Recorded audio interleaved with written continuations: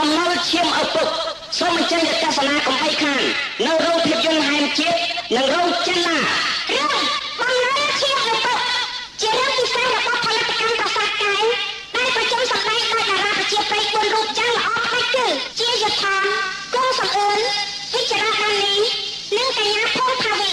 ដែលមានទេពកោសល្យខ្ពស់បានចូលប្រកួតប្រជែងគ្នាក្នុងឆ្នាំ1971នេះតារាទាំង4មានថ្លៃសិល្បៈប្លែកៗពីគ្នាដោយអ្នកដឹកនាំរឿងយ៉ាងចំណានមានបច្ចេកទេសចម្លែកបានប្រមូលចងក្រងមហារឿងបំណុលឈាមឪពុកនេះបំពេញបំណងអស់លោកអ្នកនាងឲ្យសប្បាយភ័យព្រួយព្រឺខ្លាចគឺ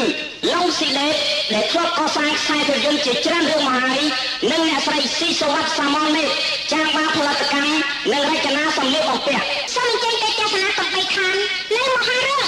បំណុលឈាមឪពុករបស់ប្រាសាទកែវភាពយន្តបញ្ចាំងនៅរោងភាពយន្តហែមជាតិនិងចិនណាសួស្តីមហារឿង